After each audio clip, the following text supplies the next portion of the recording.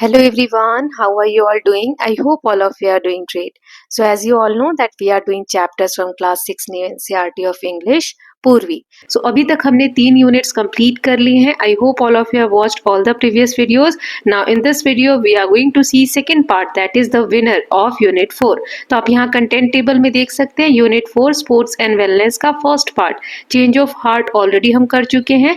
Now in this video we are going to start second part, that is the winner. चलिए poem read करने से पहले activities दी गई हैं, उसको हमें सॉल्व करना है. So look at the picture, इस पिक्चर को देखिए.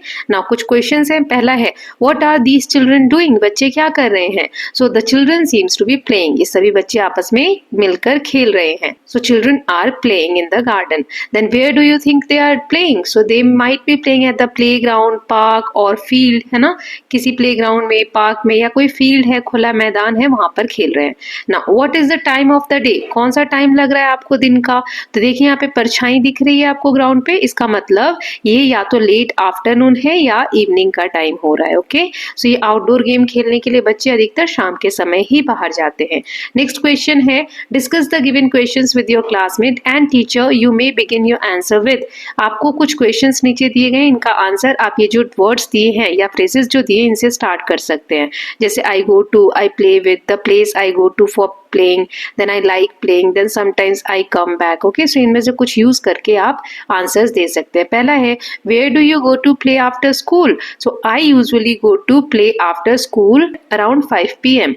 Then who do you play with, आप किसके साथ खेलते हैं. So I play with my friends from neighborhood and my classmates. मैं अपने फ्रेंड्स के साथ जो मेरे पड़ोस में रहते हैं और अपने क्लासमेट्स के साथ खेलती हूँ. Then where do you go to play in the evening, आप शाम को कहाँ खेलने जाते हैं. So I go to the local park or the school playground.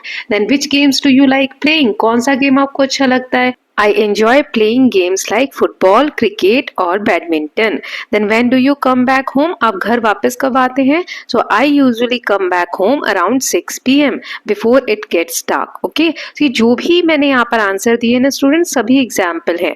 आप कितने बजे खेलने जाते हैं, आप कितने बजे स्कूल से आते हैं, आपको कौन कौन से गेम पसंद हैं, आप वो मुझे कॉमेंट सेक्शन में भी बता सकते हैं. और जो भी आपका आंसर है वो आपको लिखना है टेक्स्ट बुक में, है ना. सो सबके आंसर क्या होंगे, डिफरेंट डिफरेंट होंगे, राइट. सबको थोड़ी ना क्रिकेट बैडमिंटन पसंद है. ओके, सो जो भी आपका आंसर है आप मुझे कमेंट सेक्शन में बताएंगे.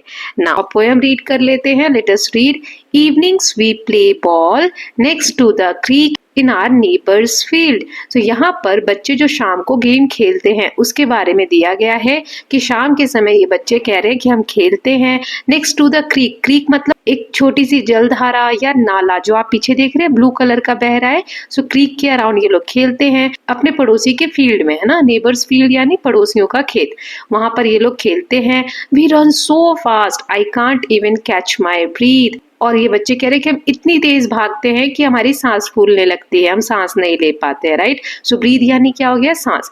Now when blue dark turns to black, blue dark turns to black मतलब होता है जब नीला अंधेरा, जो नीला नीला आसमान होता है, थोड़ी थोड़ी शाम हो रही होती है, वो अब काले बादल में, या क्योंकि अंधेरा होने लगता है तो सब काला काला दिखने लगता है. तो इसका यूज यानी blue dark turns to black, इसका यूज क्यों हुआ है, इसमें ये बताया जा रहा है कि जो अभी शाम थी वो अब रात में बदलने लगी है, रात होने का संकेत दे रही है. Okay, now cold grass x are feet, जो ठंडी ठंडी घास है वो हमें चुभती है, जिसकी वजह से हमारे पैरों में एक्स यानी होता है दर्द या चुभन.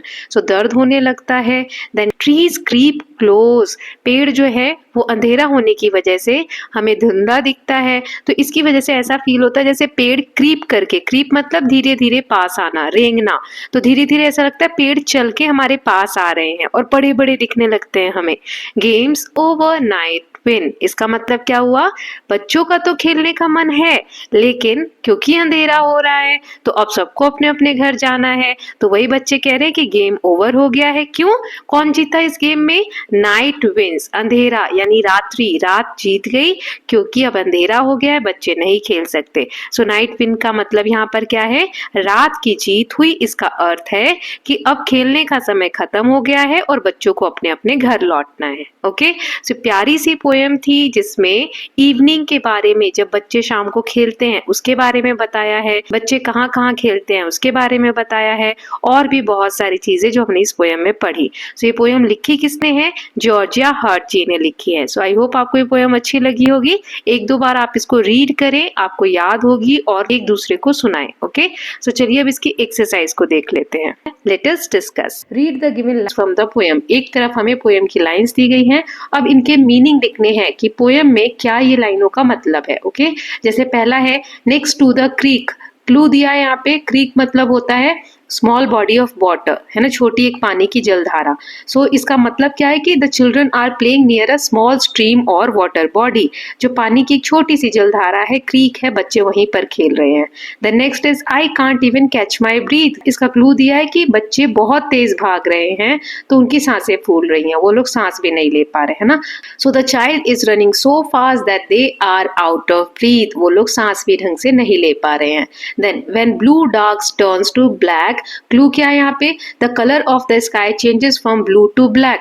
What does it means? अब आसमान का कलर नीले से काला होने लगा है, तो इसका मतलब क्या है? तो this indicate that evening is turning into night as the sky darkens, क्योंकि आसमान में अंधेरा छाता जा रहा है। इसका मतलब ये है कि जो इवनिंग में बच्चे खेलने आए थे वो इवनिंग अब धीरे धीरे खत्म हो रही है और रात हो रही है।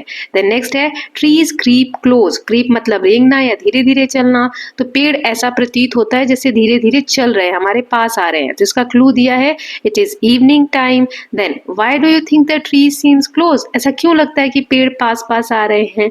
क्योंकि as it gets darker the trees appear to move closer because they are less visible in the dim light. क्योंकि डिम लाइट होती है, कम लाइट होती है, इसमें पेड़ हमें अच्छे से विजिबल नहीं होते हैं, नहीं दिख रहे होते हैं, जिसके कारण हमें ऐसा लगता है कि पेड़ चल रहे हैं और हमारे पास पास आ रहे हैं। ओके, नाउ नेक्स्ट है read the poem, complete the following based on the poem. Poem के बेसिस पे फिल इन द ब्लैंक्स हमें कंप्लीट करने हैं। So the children play dash in the dash, so children play ball in the evening in the neighborhood's field, then they run so fast that they run out of breath. They continue to play till the evening when the blue sky turns black and the trees are not clearly visible. They can feel their feet aching, उनके पैरों में दर्द होने लगता है।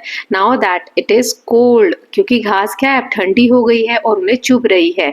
Finally they stop playing and go home as it is night, क्योंकि अंधेरा हो गया तो फाइनली वो लोग गेम को रोकते हैं और अपने अपने घर चले जाते हैं।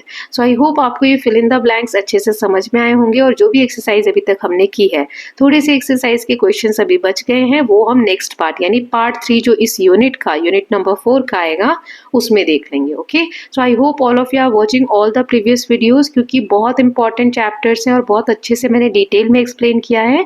सो सभी उन चैप्टर्स को जाकर देखिए। So I hope you are loving these videos and revising your concepts. So we'll meet in the next video with the next part, and we'll keep learning, keep revising. And so if you are liking the videos, please like and share it, and don't forget to subscribe Kalyan TV channel for more such videos. Thank you so much.